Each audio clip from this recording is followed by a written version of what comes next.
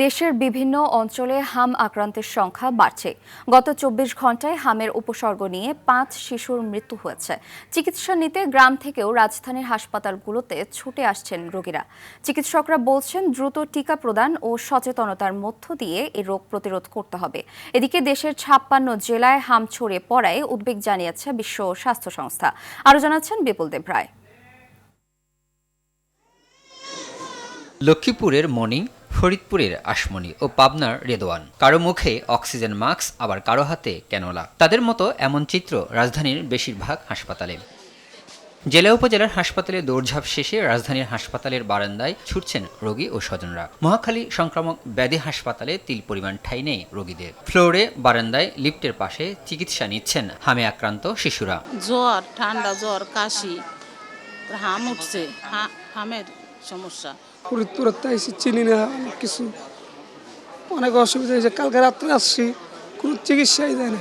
চাঁদপুরে নিয়েছিলাম, নেওয়ার পরে এখানে 4 দিন পড়তেছিলাম। পরে বলতেছে বাচ্চার অবস্থা খারাপ, আপনার ট্রিটমেন্ট দিতে পারবো না, বাচ্চারে আপনি অন্য জায়গায় নিয়ে যান, আমাদের দ্বারা এটা সম্ভব না। এদিকে মহাখালী কোভিড বিশেষায়িত হাসপাতালে ভর্তি রয়েছে 251 জন হামের রোগী। তার মধ্যে 52 জন রয়েছে আইসিইউতে। সীমান্তিক নগদ স্বাস্থ্য কেন্দ্র হামের টিকা, ওই যে 15 মাসের টিকাটা, ওইটা দিতে তো 500 টাকা নেয়। সবসময় 50 টাকা, তখন আবার 350-400 হয়েছে, যার জন্য আর কি দেওয়া হয় না। লক্ষ্মীপুর জেলায় যদি এই চিকিৎসাটা পাইতাম তাহলে ভালো হতো। রোগ প্রতিরোধ ক্ষমতা কম থাকায় 9 মাস বয়সী শিশুরা হামে আক্রান্ত হচ্ছেন বলে জানান এই চিকিৎসক। 9 মাস পর্যন্ত শিশু যে বুকের দুধ খায়, বুকের দুধ থেকে তার ইমিউনিটি বা রোগ প্রতিরোধ ক্ষমতা আসে। হয়তো তার মায়ের রোগ প্রতিরোধ ক্ষমতা কম, সেক্ষেত্রে হতে পারে। আর আরেকটা কিছু আছে, এমনি অন্য কোনো অসুখ বিসুখ যদি শিশুর হয়ে থাকে, সেই কারণে রোগ প্রতিরোধ ক্ষমতা কমে যায়, সেক্ষেত্রেও হতে পারে। হামের প্রাদুর্ভাব নিয়ে সরকার উদ্বেগ প্রকাশ না করলেও দেশের 56 জেলায় হাম ছড়িয়ে পড়ায় উদ্বেগ জানিয়েছে বিশ্ব স্বাস্থ্য সংস্থা। হাসপাতালের এমন চিত্র থেকে বোঝা যায় কী ধরনের ভয়ঙ্কর সেবার গাফিলতি ছিল টিকা ব্যবস্থাপনায়।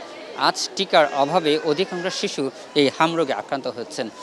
চিকিৎসকরা বলছেন, মায়েদেরকে আরও বেশি সচেতন হতে হবে, সেই সাথে সরকারকেও উদ্যোগ নিতে হবে শিশুদের যাতে সঠিকভাবে টিকা প্রদান করা হয়। বিপুল দেব রায়, RTV, ঢাকা।